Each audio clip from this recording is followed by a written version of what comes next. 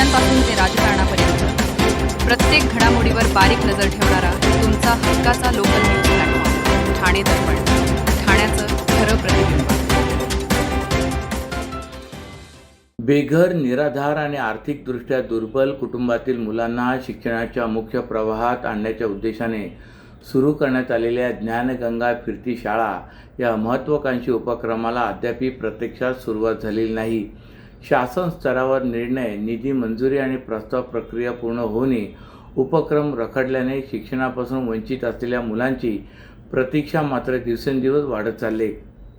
महिला व बाल विकास विभागाने 2023मध्ये राज्यातील काही जिल्ह्यांमध्ये प्रयोगात्मक स्वरूपात हा उपक्रम सुरू केला होता.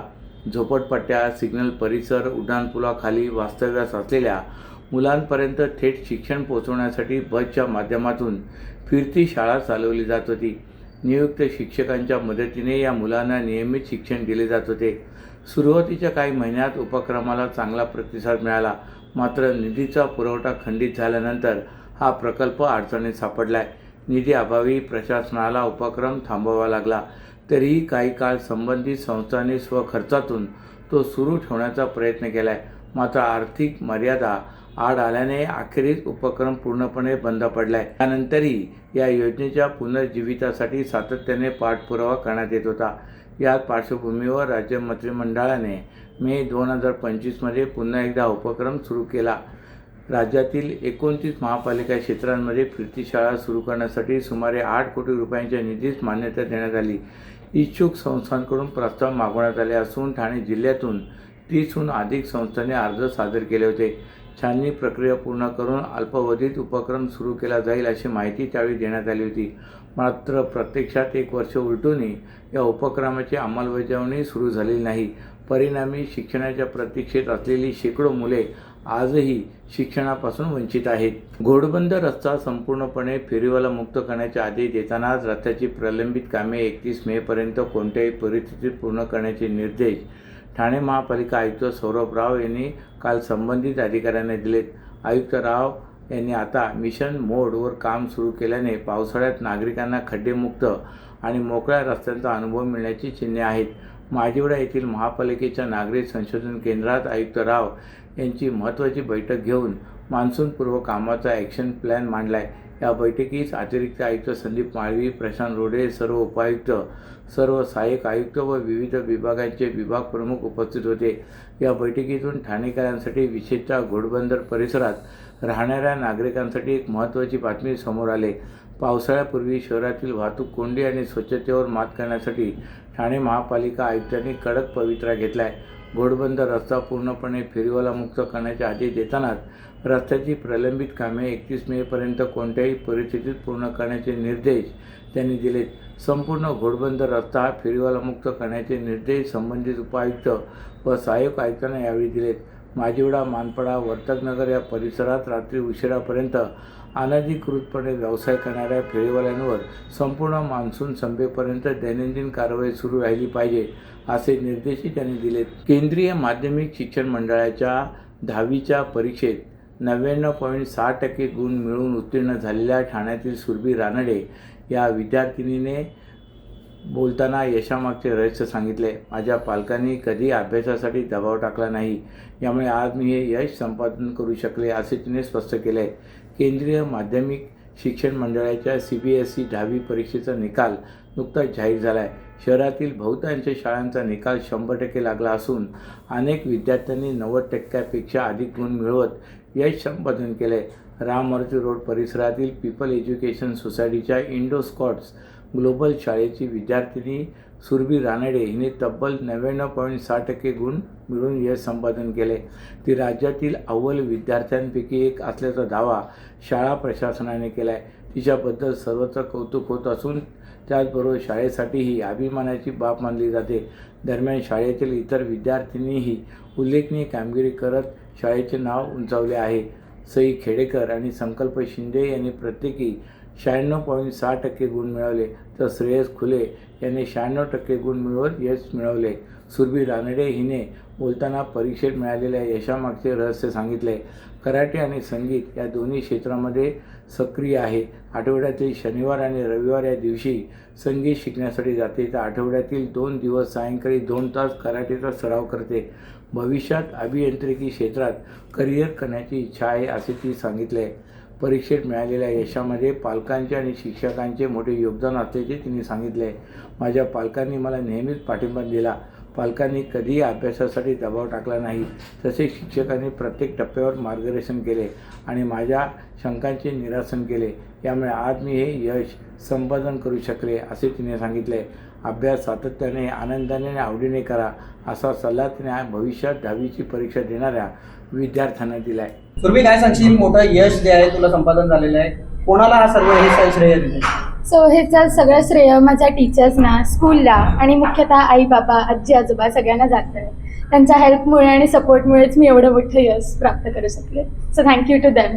कशा प्रकारे अभ्यास केलायस तू आणि कशा प्रकारे शिक्षकांनी तुला पाठबळ दिली? टीचर्सनी मला खूप मोटिवेट केलं आणि मी रोज कन्सिस्टंटली अभ्यास करायचे, लेसन्स वाचायचे, क्वेश्चन्स प्रॅक्टिस करायचे आणि टीचर्सच्या सपोर्टमुळे ते सगळं शक्य झालं आणि ऑब्व्हियसली घरच्यांचा कंटिन्युअस सपोर्ट.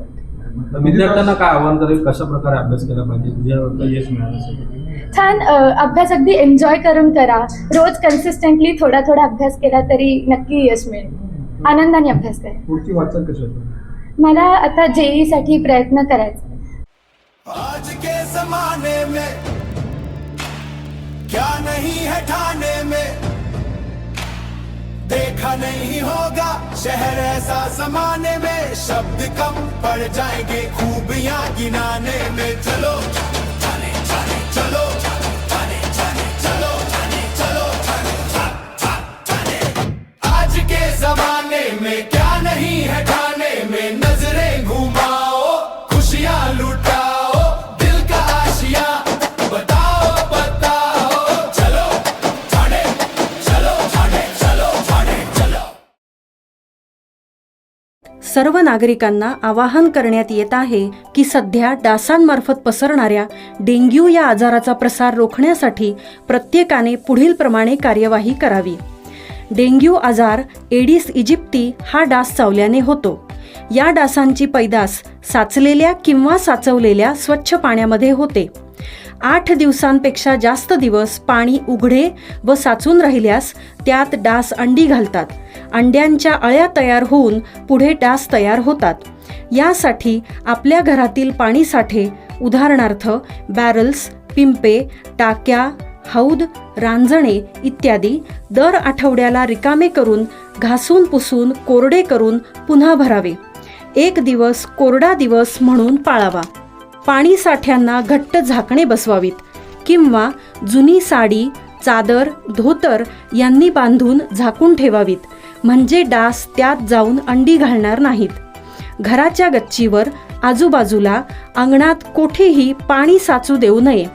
भंगार सामान उघड्यावर टाकू नये. उदाहरणार्थ टायर्स, प्लास्टिक सामान, कुंड्या, टाकाऊ वस्तू इत्यादी. अशा सामानात पावसाचे पाणी साठून त्यात डेंग्यूच्या डासांची पैदास होते. घरातील कूलर्स, फ्रीजच्या पाठीमागील ट्रे हे देखील वेळोवेळी कोरडे करावेत. लक्षात ठेवा, नुसत्या फवारणीने डास घनता कमी होत नाही, तर त्यासाठी डास पैदास ठिकाणे नष्ट करणे ही आपल्या सर्वांची जबाबदारी आहे. कोणताही ताप अंगावर न काढता जवळच्या शासकीय रुग्णालयात मोफत औषधोपचार घ्या. अशा प्रकारे नागरिकांनी सहकार्य केल्यास डेंग्यूचा प्रसार रोखणे सहज शक्य आहे. 7 ते 8 वर्षापूर्वीच्या तुलनेत बिबट्याची संख्या चौपट वाढली. विशेषतः पश्चिम महाराष्ट्रातील पुणे जिल्ह्यातील जुन्नर, आंबेगाव, शिरूर तसेच अहिल्यानगर परिसरात बिबट्याचे प्रमाण अधिक दिसून येते. आतापर्यंत सुमारे 250 बिबटे पकडण्यात आले असून त्यांच्या सुरक्षेसाठी पिंजऱ्यांची व्यवस्था करण्यात आली. प्रत्येक जिल्ह्यात आता बिबट्या सफारी सुरू करण्याचा सरकारचा विचार आहे, अशी माहिती वनमंत्री गणेश नाईक यांनी दिली. ठाण्याच्या गडकरी रंगायतमध्ये काल वनमंत्री गणेश नाईक यांचा जनता दरबार आयोजित करण्यात आला होता. या दरबारात नागरिकांच्या तक्रारी, निवेदन स्वीकारून त्या निकाली काढण्याचे काम नाईक यांनी केले. या दरबारानंतर त्यांनी माध्यमांशी संवाद साधला. बिबट्यांची संख्या मोठ्या प्रमाणात वाढत असल्याची वस्तुस्थिती आहे. साधारणतः 7 ते 8 वर्षापूर्वीच्या तुलनेत ही संख्या चौपट वाढले. विशेषतः पुणे जिल्ह्यातील जुन्नर, आंबेगाव, शिरूर तसेच अहिल्यानगर परिसरात बिबट्यांचे प्रमाण अधिक दिसून येते. आता नाशिक जिल्ह्यातही बिबटे आढळून लागले असून त्यासाठी वन विभागाची यंत्रणा सतर्कपणे कार्यरत आहे. आतापर्यंत सुमारे 250 बिबटे पकडण्यात आले असून त्यांच्या सुरक्षेसाठी पिंजऱ्यांची व्यवस्था करण्यात आली, अशी माहिती गणेश नाईक यांनी दिली. राज्यातील विविध जिल्ह्यांमध्ये बिबट्या सफारी सुरू करण्याचा विचार सुरू आहे. कोकणातील पालघर, ठाणे, रायगड, रत्नागिरी, सिंधुदुर्ग तसेच नंदुरबार, धुळे, जळगाव, नाशिक, पुणे, सांगली, सातारा, कोल्हापूर या भागांबरोबरच मराठवाडा, खानदेश या भागांचा समावेश आहे. तर विदर्भातही व्याघ्र सफारी उभारण्याचा आराखडा तयार केला जात आहे. प्रत्येक जिल्ह्यासाठी स्वतंत्र योजना आखली जात असून लवकरच त्याची अंमलबजावणी केली जाणार आहे, असंही नाईक म्हणाले. ठाण्याच्या कोपरी विभागातील न्यू इंदिरानगर परिसरातील सॅटिस पूल प्रकल्पामुळे बाधित झालेल्या कुटुंबांना अखेर दिलासा मिळाला आहे. उपमुख्यमंत्री एकनाथ शिंदे यांनी रहिवाशांच्या प्रश्नाला प्राधान्य देऊन खासदार नरेश म्हस्के यांनी केलेल्या सातत्यपूर्ण पाठपुराव्यामुळे न्यू इंदिरानगर परिसरातील नागरिकांना ॲक्मे, खेवरा सर्कल, मानपाडा येथे पर्यायी घरे उपलब्ध करून देण्यात आली. काल आनंद आश्रम येथे खासदार नरेश म्हस्के, महापौर दालनाथ, महापौर शर्मिला पिंपळकर व स्थानिक नगरसेविका मालती पाटील यांच्या हस्ते चाव्यांचे वाटप करण्यात आले. ठाणे कोपरी येथील न्यू इंदिरानगर परिसरात रेल्वे प्रशासनाने केलेल्या कारवाईमुळे नागरिकांमध्ये भीतीचे वातावरण निर्माण झाले होते. या नागरिकांना स्थानिक नगरसेविका महापौर शर्मिला पिंपळकर, मालती पाटील, नम्रता पमनानी, नगरसेवक भरत चव्हाण यांनी दिलासा दिला आहे. या नागरिकांना पर्यायी घरे उपलब्ध करून द्यावीत यासाठी उपमुख्यमंत्री एकनाथ शिंदे व खासदार नरेश म्हस्के यांच्याकडे सतत पाठपुरावा करून प्रशासनाच्या माध्यमातून खेवरा सर्कल येथे त्यांना पर्यायी घरे उपलब्ध झाली.